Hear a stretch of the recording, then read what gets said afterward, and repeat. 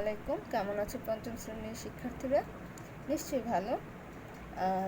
তোমরা নারী পুরুষ সমতার যে পাঠ 2 পর্যন্ত আলোচনা করেছি, ক্লাসগুলো দেখেছো নিশ্চয়ই।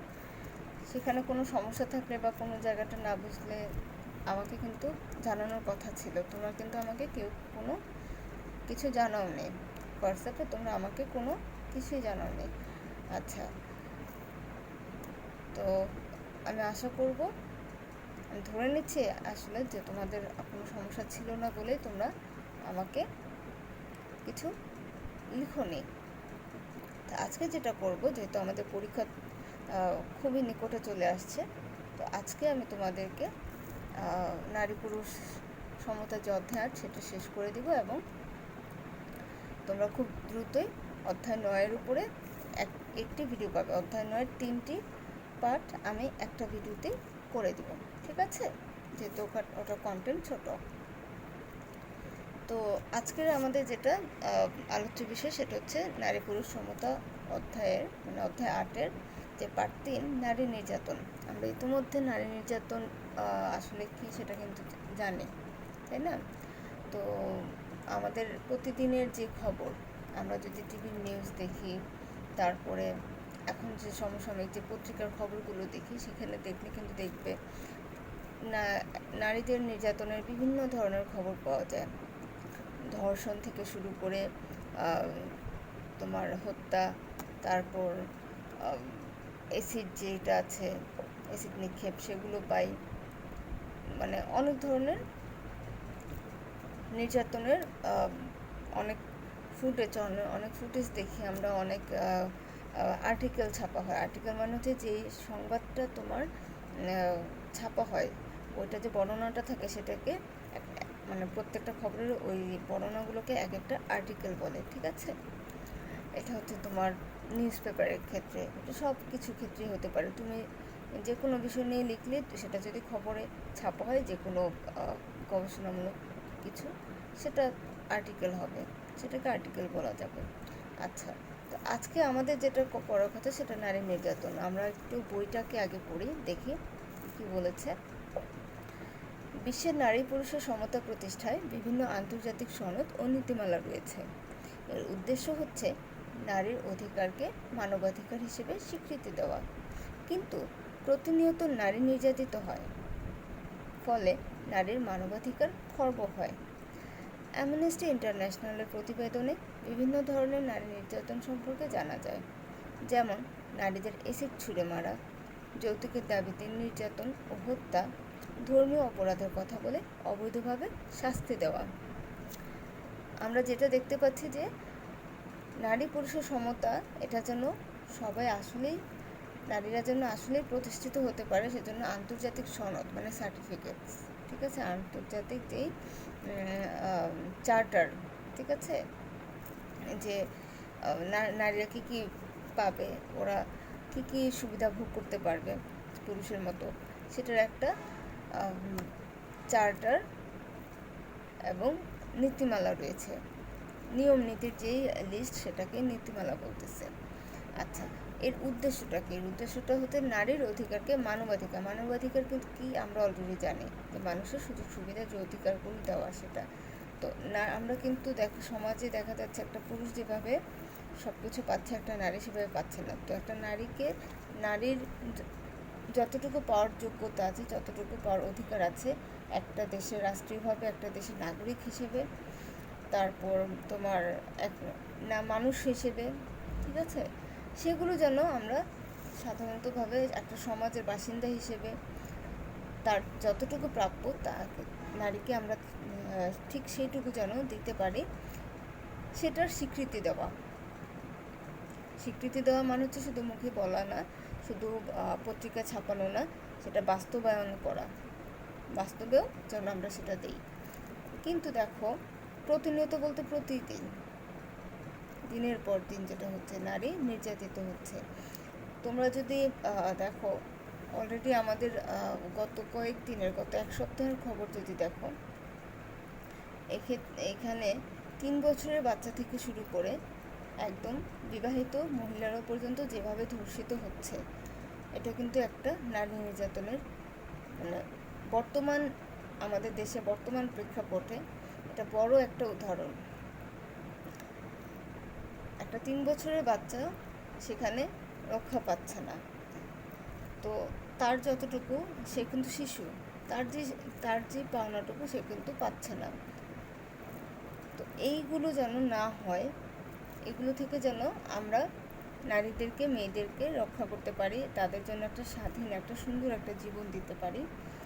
এটার জন্যই তোমার কি হচ্ছে, সবাই নারীদের জন্য, নারীদেরকে ভালো রাখার জন্য, তাদেরকে সামাজিকভাবে মানবাধিকার যে অধিকারগুলো আছে সেগুলো দিয়ে আমরা যেন তাদেরকে সমাজে শান্তিতে সুশৃঙ্খলভাবে বসবাস করতে দিই, সেটার জন্য কিছু নীতিমালা। এটা একদম আন্তর্জাতিকভাবে, এটা শুধু বাংলাদেশের জন্য না, এটা সারা বিশ্বের প্রত্যেকটা নারীর জন্য ঠিক সেম নীতিমালা হবে।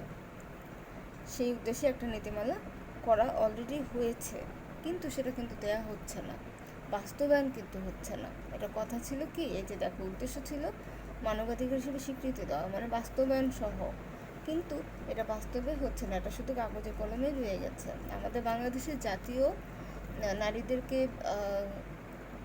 স্বীকৃতি দেওয়ার জন্য, নারীদের অধিকারের জন্য জাতীয়ভাবে বাংলাদেশের কিন্তু নীতিমালা আছে, কিন্তু আমরা সেটাও কিন্তু দিতে পারছি না। আমরা মুখে বলছি, আমাদের কাগজে কলমে আছে, কিন্তু আমরা পরিস্থিতিতে তা দেখতে পাচ্ছি না। তো এই যে এত ধরনের খবর, এগুলো আসলে নারীদের নিয়ে যে নির্যাতনগুলো বিভিন্ন রকম হয়, এই খবরগুলো আসলে কোথায় বেশিরভাগ জানা যায়, সেটা হচ্ছে অ্যামনেস্টি ইন্টারন্যাশনাল। অ্যামনেস্টি ইন্টারন্যাশনাল তাদের প্রতিবেদনে কি করে, এটা একটা সংস্থা, তাদের যে প্রতিবেদনগুলো আছে এগুলোতে বেশিরভাগই শিশু আর নারী নির্যাতনের উপরেই প্রতিবেদনগুলো। তো সেখানে আমাদের বাংলাদেশের প্রেক্ষাপটে যে খবর, ইন্ডিয়া বাংলাদেশের এগুলোর প্রেক্ষাপটে যে খবরগুলো পাওয়া যায়, সেগুলো কী কী, 2-1টা উদাহরণ দিয়েছে, সবগুলো কিন্তু দেয়নি। নারীদের অ্যাসিড ছুঁড়ে মারা, অ্যাসিড দগ্ধ নারীদের দেখবা যে মুখ শরীর পুড়ে ফেলেছে। কেন?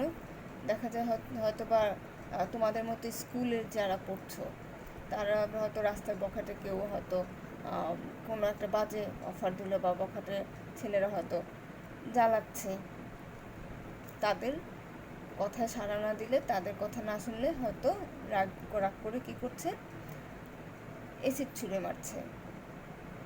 আবার যারা বিয়ে করছে, তাদের যৌতুক, যারা চাচ্ছে যৌতুক না দিতে পারলে মারছে, তো নির্যাতন তো করছে, সাথে কি করছে, একদম কুপিয়ে হত্যা করছে, অনেকে ফাঁসি দিয়ে, মানে দড়ি দিয়ে বেঁধেই করছে, বিভিন্নভাবে, কথা তাদের মেরেই ফেলছে। আবার অনেকে ধর্মীয় অপরাধের কথা বলে অবৈধভাবে শাস্তি দেওয়া। আচ্ছা, অনেকে বলতেছে যে এটা আমাদের এই ইসলামে নাই, বা এটা আমাদের ধর্মে নেই, এইভাবে করে অবৈধভাবে তাকে শাস্তি দিচ্ছে। আসলে সে যেটা করছে সেটাই কিন্তু ধর্ম বলে নেই। তো তোমাদের জন্য, তোমরা যারা ছোট ছোট যারা ছেলেমেয়েরা, আমাদের সন্তান তুল্য ছেলেমেয়েরা যারা আছো, তোমরা যারা রাস্তাঘাটে চলাফেরা করো, তোমাদের স্কুলে আসার পথে যদি কেউ কোনো ডিস্টার্ব করে, তোমরা অবশ্যই স্কুলকেও জানাবে, তোমরা বাসায়ও জানাবে, ঠিক আছে? তোমরা রাস্তাঘাটে যদি কেউ তোমাদেরকে ডিস্টার্ব করে, বা কেউ যদি তোমাদের কাছে যদি ভালো না লাগে এমন কোনো কিছু, তোমরা কিন্তু সেটা অবশ্যই যত দ্রুত সম্ভব, যেদিন ঘটবে সেদিন থেকেই বাবা মাকে প্রথম দিন থেকেই জানিয়ে রাখবে, এতে তোমাদেরই উপকার হবে, ঠিক আছে?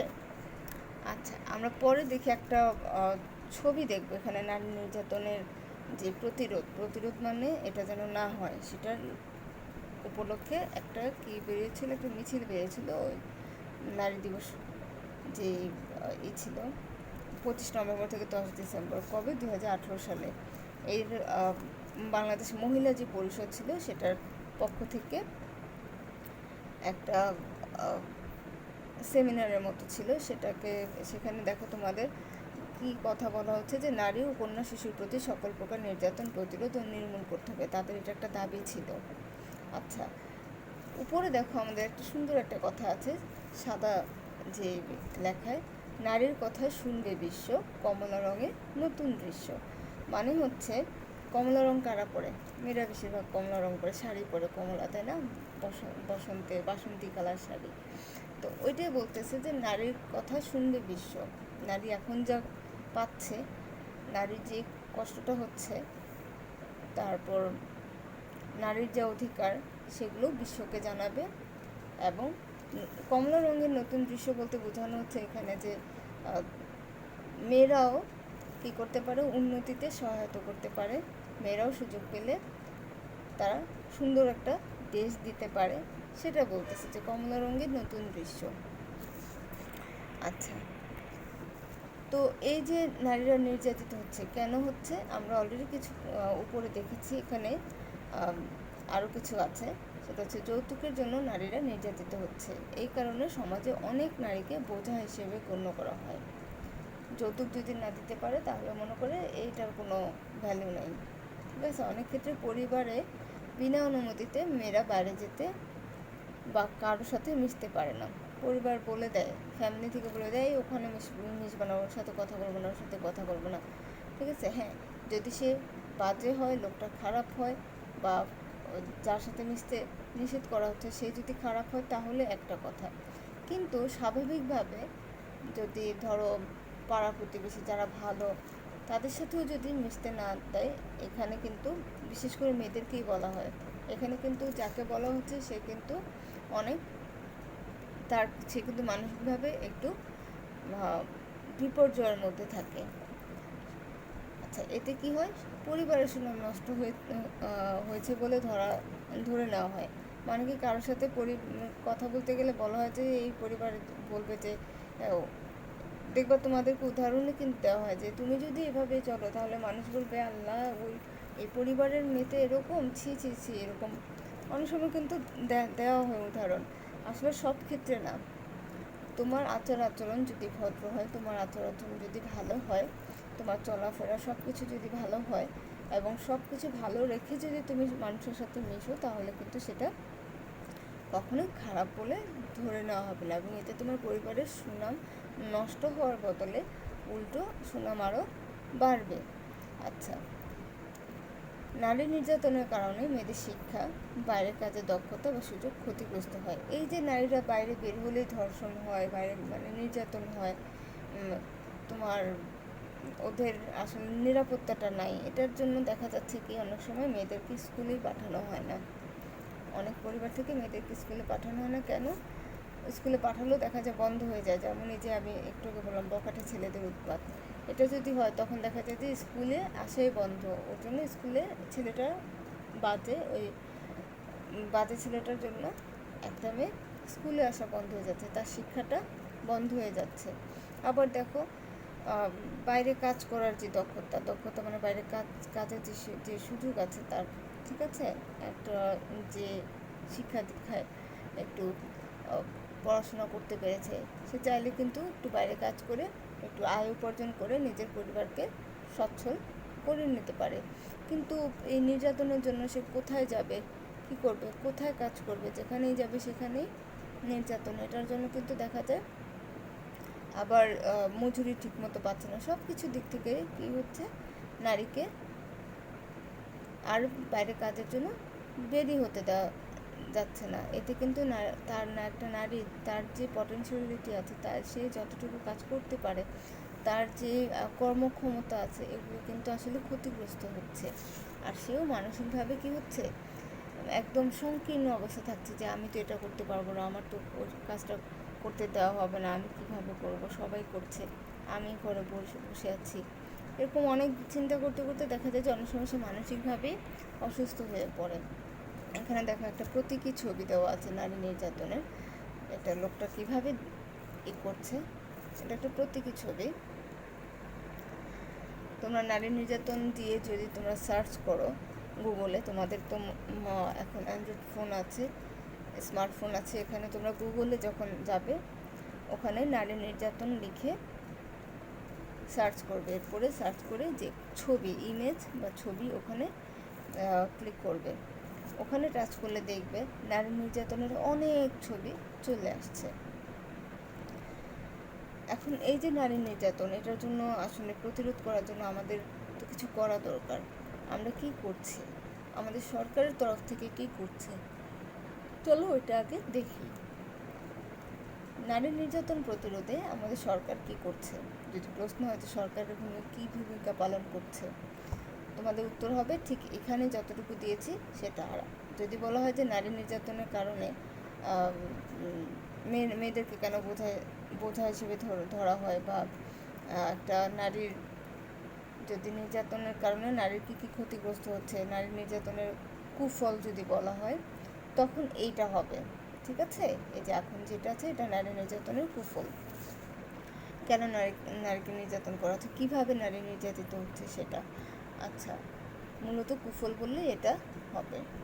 আর এই যে প্যাসেজটা দেখছো, এই যে এটা হচ্ছে নারী নির্যাতনের প্রতিরোধে আসলে আমাদের সরকার কি করছে। ঠিক আছে, চলো সরকার কি করছে। সরকারের আসলে একটা মন্ত্রণালয় আছে এই নারীদেরকে শিশুদেরকে নিয়ে কাজ করার, সেটা কি সরকারের মহিলা ও শিশু বিষয়ক মন্ত্রণালয়। এই মন্ত্রণালয় কি করে, নারী নির্যাতন প্রতিরোধে কাজ করে, নিপীড়নের শিকার নারী ও শিশুদের চিকিৎসা সেবা, আইনি সহায়তা এবং প্রয়োজনীয় পরামর্শ সেবা প্রদান করছে। তারা কি করে, চিকিৎসা দেয়, যারা খুব নির্যাতিত হয়ে যাচ্ছে তাদেরকে চিকিৎসা দিচ্ছে। আইনি সহায়তা মানে যদি কোর্ট বা মামলা করে বা কোনো কিছু, সেই জায়গাতে তাকে সহায়তা করছে। আর এছাড়াও আর সে কী করতে পারে, কিভাবে বাঁচতে পারে, কিভাবে নির্যাতন থেকে রক্ষা পেতে পারে, সেই পরামর্শগুলো, নির্যাতন হয়ে গেলে তার পরবর্তীতে সে কীভাবে নিজেকে বোঝা মনে না করে কীভাবে নিজেকে আবার মাথা তুলে দাঁড়াতে পারে, সেজন্য নিজের পায়ে দাঁড়াতে পারে, সেই পরামর্শগুলো প্রদান করা হয়। এছাড়াও নির্যাতন দমনের জন্য 2011 সালে জাতীয় নারী উন্নয়ন নীতি প্রবর্তন করা হয়েছে। দেখো আমি যে একটু আগে বলেছিলাম যে আমাদের জাতীয় নীতিও আছে, সেটা কবে হয়েছে, 2011 সালে। তবে এই ধরনের নির্যাতন নিপীড়ন প্রতিরোধে সামাজিক মূল্যবোধের উন্নয়ন জরুরি। সামাজিক মূল্যবোধ কথাটা কি, যেমন ধরো আমার সমাজে যে লোকজন আছে, যারা বসবাস করি আমরা, তাদের মূল্যবোধ কথাটা কোনগুলো, এখানে আমাদের যে নৈতিক যেই আচরণগুলো আছে সেগুলো, যেমন ধরো যেই কাজটা খারাপ আমরা সেই কাজের দিকে না গেলাম, আবার যে কাজটা ভালো সেই কাজটা করলাম। আর আবার আরেকটা মূল্যবোধ হচ্ছে সামাজিকভাবে মূল্যবোধ, যদি আমরা দেখি যে কেউ যদি কোনো খারাপ কাজ করে ফেলে, এরকম নির্যাতন করে ফেলে, তাকে অনেক সময় ছেড়ে দেওয়া হয়। ঠিক আছে, না ছেড়ে দিয়ে দৃষ্টান্তমূলক শাস্তি তাকে দিলে পরবর্তীতে কিন্তু ওই সমাজ আর হবে না। যেমন আমাদের নারায়ণগঞ্জে ধরো, আমাদের এই এলাকায় পুলিশ লাইন, এই এলাকায় যদি আমাদের কিছু হয়, আমরা যদি তাকে শাস্তি দিই, তাহলে কিন্তু এই এলাকার লোকজনরা কিন্তু জেনে গেল যে এখানে কোনো কিছু করলে শাস্তি দেওয়া হচ্ছে। ঠিক এইভাবে নারায়ণগঞ্জের প্রত্যেকটা জায়গায় যদি শাস্তিমূলক ব্যবস্থা নেওয়া হয়, এবং সেটা এমন শাস্তি যাতে সে মনে রাখে যে পরবর্তীতে যেন ওই কাজটা না করে। ঠিক আছে, এভাবে যদি করে, শুধু নারায়ণগঞ্জ করলে নারায়ণগঞ্জটা রক্ষা পাবে। এভাবে যদি প্রত্যেকটা জেলা, বাংলাদেশের 64টা জেলা, 64টা জেলার প্রত্যেকটা সমাজে যদি এভাবে করে, তাহলে কিন্তু আমাদের দেশ থেকেই নির্যাতনটা চলে যায়, তাই না? এই জন্য বলছে সামাজিক মূল্যবোধ। আর এই মূল্যবোধ জিনিসটা আসলে কোথা থেকে জন্মায়, মূল্যবোধ জিনিসটা ধর্মীয়ভাবে বেশি, ধর্মের প্রতি যারা বেশি অনুরাগী, সেটা যেই ধর্ম হোক, ধর্মের প্রতি যারা অনুরাগী বেশি, ধর্মকে মানে যারা বেশি, তারা কিন্তু এই যে মূল্যবোধটা আসে, এটা কিন্তু তারা কাজে লাগাতে পারে। এই মূল্যবোধটা আসে ধর্মীয়ভাবে, এবং সামাজিকভাবে তুমি যারা খারাপ মানুষ আছে তাদের কথা না ধরে, যারা ভালো আছে, সমাজ পরিবর্তনের দিকে, ভালোর দিকে, উন্নয়নের দিকে কাজ করে, তাদের সাথে সংঘবদ্ধ হয়ে কিন্তু আমরা কাজ করতে পারি। শুধু এখানে নারী নির্যাতন, শিশু নির্যাতন না, আর অন্যান্য যে আমাদের যে অসঙ্গতি আছে, যেগুলো আসলে করা উচিত না, যেগুলো যে কাজগুলো আমাদের সামাজিকভাবে একটা বাধার সৃষ্টি করছে, আমাদের স্বাধীনচেতা হয়ে বসবাস করার আমাদের যে অধিকারগুলো পাওয়ার, সেগুলোর ক্ষেত্রে বাধা হয়ে দাঁড়াচ্ছে, সেই কাজগুলো করতে পারি আমরা এইভাবে সবাই একসাথে হয়ে সামাজিক মূল্যবোধের মাধ্যমে আমরা সেগুলোকে সমাধান করতে পারি। আমরা এখানে একটা পরের পৃষ্ঠায় তোমাদের ওই তৃতীয় পার্ট 3 যে পৃষ্ঠায় আছে তার ঠিক পরের পৃষ্ঠায় দেখবে এই তথ্যটা আছে। এখানে আমরা অলরেডি জেনেছি যে বাংলাদেশ সরকারের মহিলা ও শিশু বিষয়ক মন্ত্রণালয় নারী নির্যাতন প্রতিরোধে কাজ করে। এখন এই মন্ত্রণালয়ের অধীনে 2টা প্রতিষ্ঠান আছে। কি কি? একটা বাংলাদেশ শিশু একাডেমি আর একটা হচ্ছে মহিলা বিষয়ক অধিদপ্তর। এই বাংলাদেশ শিশু একাডেমি আসলে শিশুদেরকে নিয়ে বেশি কাজ করে, আর হচ্ছে মহিলা বিষয়ক অধিদপ্তর এটাও কিন্তু মহিলাদের নিয়ে শিশুদের নিয়ে কাজ করে। এই দুটো কার আন্ডারে? আমাদের বাংলাদেশ সরকারের মহিলা ও শিশু বিষয়ক যে মন্ত্রণালয় আছে তার আন্ডারে। ঠিক আছে, তোমরা শিশু একাডেমি এবং মহিলা বিষয়ক অধিদপ্তর ওরা কি কি করছে এটা একটু গুগলে সার্চ করে তারপর দেখবে। আমি কিন্তু তোমাদের বলে দেবো আসলে কি কি করছে। এটা আমি পরের যে ক্লাসটা করব সেই ক্লাসটাতে আমি তোমাদেরকে বলে দিব, যাতে করে তোমরা জানতে পারো। এদের কাজটি হচ্ছে আসলে শিশুদের এবং মহিলাদের উন্নয়ন। তো আজকে আমরা যতটুকু দেখলাম সেটা এতে আমাদের মোটামুটি জানা হলো যে আসলে নারী নির্যাতনটা আমাদের কতটা প্রকট। আমি আসলে তোমাদেরকে এখনকার যে উদাহরণগুলো আছে তোমাদের পরিবারও তোমাদেরকে এটাতে হেল্প করতে পারে। সেটা হচ্ছে গত এক সপ্তাহে যতগুলো নারী নির্যাতন হয়েছে তোমরা এগুলো যদি পত্রিকা দেখো তাহলে আমার আজকের যে লেকচারটা আমি দিলাম এটা থেকে আরও বেশি ভালো বুঝতে পারবে। গত একটা সপ্তাহের যদি পত্রিকাগুলো পড়ো, নারী নির্যাতনের যে আর্টিকেলগুলো আছে সেগুলো খুবই মর্মান্তিক এবং খুবই মানে নির্মম। তো আমরা চেষ্টা করব আমাদের আশেপাশে যারা আছে এবং আমাদের পরিবারে যারা আছে তাদেরকে আমরা নির্যাতনের হাত থেকে রক্ষা করতে। আমার একটা পরিবারে যদি না হয়, ঠিক এমন করে আমাদের ধরো যেটা আমরা একটু আগে সামাজিক মূল্যবোধ বলেছিলাম, আমরা যদি প্রত্যেকটা পরিবারে এটাকে আজকে থেকে বাদ দিয়ে দিই যে নারী বা শিশু যেটাই করছে আমরা তাদেরকে কী করবো না, নির্যাতন করবো না। তাদের যে ধরনের নির্যাতন তারা শিকার হচ্ছে এটা আমার পরিবার যেন অন্তত আমাদের দিয়ে যেন কোনো রকমের নির্যাতনে না যায়, নির্যাতন না তাকে ভোগ করতে না হয়, সেটা যদি আমরা আজকে প্রতিজ্ঞা করি এবং আজকে থেকে যদি কাজ করি তাহলে কিন্তু আমাদের প্রত্যেকটা মানে সমাজে প্রত্যেকটা স্তরে কিন্তু আমাদেরই কী হবে, নির্যাতনটা অনেক কমে যাবে, অনেক কমে যাবে। তো আশা করব তোমরা তোমাদের পরিবার এই নিয়ে নিজেদের যে মানসিক যেই চিন্তাধারা সেটাকে আরও শক্ত করবে এবং নিজেরা এই নির্যাতন তোমাদের দ্বারা যেন কোনো নির্যাতন না হয় কারো সেদিকে খেয়াল রাখবে। আজকের আলোচনা এ পর্যন্তই। তোমরা ভালো থাকো, সুস্থ থাকো। তোমাদের পড়া হচ্ছে অধ্যায় 8-এর এই পার্ট 3-এর যে বোর্ডের প্রশ্নগুলো আছে সেগুলো সংক্ষিপ্ত কাঠামোতে, যেটা আমাদের মানে প্রতিদিন আমরা যে ক্লাসে স্কুলে যেভাবে পড়তাম, স্কুলে যেভাবে দিতাম ঠিক সেভাবেই তোমরা সেগুলোকে শেষ করবে। আর সেই সাথে অধ্যায় 7 ও 8-এর সকল শূন্যস্থান তোমাদের গাইডবুক থেকে বলো, তোমাদের মেন বই রিডিংটা তো পড়বেই, সাথে গাইডবুকের যেই শূন্যস্থানগুলো দেওয়া আছে সেগুলো পড়ে ফেলবে। তাহলে ভালো থাকো, আল্লাহ হাফেজ।